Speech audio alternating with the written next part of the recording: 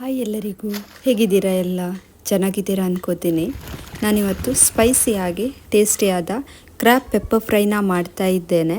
ಖಾರವಾಗಿ ತುಂಬ ಚೆನ್ನಾಗಿರುತ್ತೆ. ಬನ್ನಿ ಹೇಗೆ ಮಾಡೋದಂತ ನೋಡೋಣ. ತುಂಬ ಟೈಮ್ನ ನಂತರ ನದಿಗೆ ಬಂದಿದ್ದೇನೆ ಏಡಿ ಹಿಡಿಯುವ ಅಂತ. ನೀರು ಫುಲ್ ಆಗುವ ಟೈಮ್ನಲ್ಲಿ ಏಡಿಯನ್ನು ಹಿಡಿಲಿಕ್ಕೆ ಬರಬೇಕು. ಕೆಲವೊಮ್ಮೆ ಸಿಗುತ್ತೆ, ತುಂಬ ಟೈಮ್ ವೇಟ್ ಮಾಡಬೇಕಾಗತ್ತೆ.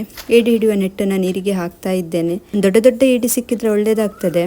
10 ನಿಮಿಷ ಆಗಿದೆ, ನೆಟ್ಟನ್ನು ತೆಗೆದು ನೋಡುವ. 2 ಚಿಕ್ಕ ಏಡಿ ಸಿಕ್ಕಿದೆ. ಇದರ 2 ಕಾಲುಗಳನ್ನು ಕಟ್ ಮಾಡ್ಕೊಳ್ಳೋಣ.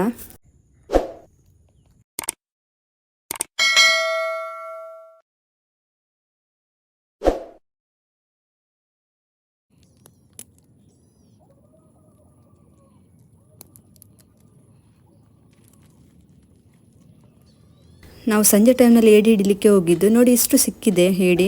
ದೊಡ್ಡದು ಒಂದು ಸಿಕ್ಕಿಲ್ಲ, ಎಲ್ಲ ಚಿಕ್ಕದು. ಎಲ್ಲವನ್ನು ಒಂದು ಪಾತ್ರೆಗೆ ಹಾಕ್ತಾ ಇದ್ದೇನೆ.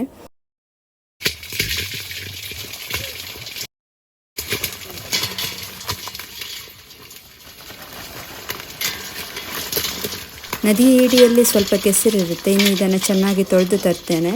ತೊಳೆದಾಗಿದೆ, ಕಟ್ಟೆಲ್ಲ ಮಾಡಿ ಕ್ಲೀನ್ ಮಾಡಿ ತರ್ತೇನೆ. ಅಷ್ಟರಲ್ಲಿ ಮಸಾಲವನ್ನು ರೆಡಿ ಮಾಡುವ. 3 ಸ್ಪೂನ್ ಕಾಳು ಮೆಣಸು, ಹಾಗೆ 2 ಸ್ಪೂನ್ ಜೀರಿಗೆ, 4 ಲವಂಗ, 1 ಏಲಕ್ಕಿ, ಸಣ್ಣ ಪೀಸ್ ಚಕ್ಕೆ, ಇಷ್ಟನ್ನು ಮಿಕ್ಸಿಗೆ ಹಾಕಿ ನೈಸಾಗಿ ಪುಡಿ ಮಾಡಿಕೊಳ್ಳಿ. ಹಾಗೆ ಪ್ಯಾನ್ಗೆ ಸ್ವಲ್ಪ ಎಣ್ಣೆನ ಹಾಕ್ತಾ ಇದ್ದೇನೆ. 1/4 ಸ್ಪೂನ್ ಸಾಸಿವೆ, 5 ಎಸಳು ಜಜ್ಜಿದ ಬೆಳ್ಳುಳ್ಳಿ, ಹಾಗೆ 2 ಎಸಳು ಕರಿಬೇವು, ಇಷ್ಟನ್ನು ಸ್ವಲ್ಪ ಫ್ರೈ ಮಾಡಿಕೊಳ್ಳಿ. 2 ಈರುಳ್ಳಿನ ಹಾಕ್ತಾ ಇದ್ದೇನೆ. ಇದನ್ನು ಸಹ ಸ್ವಲ್ಪ ಫ್ರೈ ಮಾಡಿ.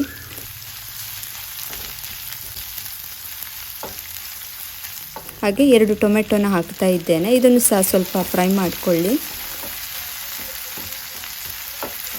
ಫ್ರೈ ಆಗಿದೆ, ಸ್ವಲ್ಪ ಉಪ್ಪನ್ನು ಹಾಕ್ಕೊಳ್ಳಿ. ಹಾಗೆ ಸ್ವಲ್ಪ ಅರಿಶಿನ, ಹಾಗೆ ಕ್ಲೀನ್ ಮಾಡಿಕೊಂಡ ಏಡಿಯನ್ನು ಹಾಕ್ಕೊಂಡು ಚೆನ್ನಾಗಿ ಮಿಕ್ಸ್ ಮಾಡಿಕೊಳ್ಳಿ.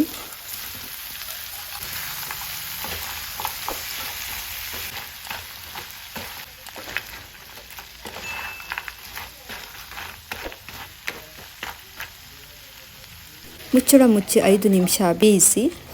5 ನಿಮಿಷ ಆಗಿದೆ. ಚೆನ್ನಾಗಿ ಮಿಕ್ಸ್ ಮಾಡಿಕೊಂಡು ಪುಡಿ ಮಾಡಿಕೊಂಡ ಮಸಾಲಾನ ಹಾಕಿ.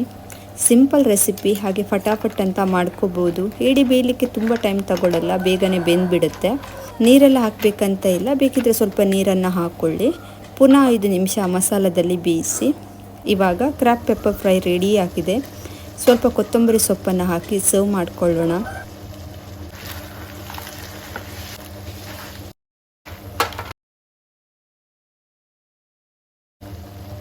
ಒಳ್ಳೆ ಕಾಳು ಮೆಣಸಿನ ಫ್ಲೇವರ್ ಬರ್ತಾ ಇದೆ. ಸ್ಪೈಸಿಯಾಗಿ ತುಂಬ ಚೆನ್ನಾಗಿದೆ. ಅನ್ನ, ಚಪಾತಿ, ದೋಸೆ ಎಲ್ಲದ್ರ ಜೊತೆ ತಿನ್ನಲಿಕ್ಕೆ ಸೂಪರ್ ಆಗುತ್ತೆ. ಖಂಡಿತ ನೀವು ಈ ರೆಸಿಪಿನ ಟ್ರೈ ಮಾಡ್ತೀರಾ ಅನ್ಕೋತೀನಿ. ಇದು ಇವತ್ತಿನ ರೆಸಿಪಿ ನಿಮಗೆ ಇಷ್ಟ ಆಗಿದೆ ಅನ್ಕೋತೀನಿ. ಇಷ್ಟ ಆದರೆ ಪ್ಲೀಸ್ ಒಂದು ಲೈಕ್ ಮಾಡಿ, ನಿಮ್ಮ ಫ್ಯಾಮಿಲಿ ಫ್ರೆಂಡ್ಸ್ ಜೊತೆ ಎಲ್ಲ ಶೇರ್ ಮಾಡಿ. ಹಾಗೆ ಮತ್ತೆ ಸಿಗ್ತೀನಿ ಒಂದು ಹೊಸ ರೆಸಿಪಿಯೊಂದಿಗೆ. ಅಲ್ಲಿ ತನಕ ಬಾಯ್.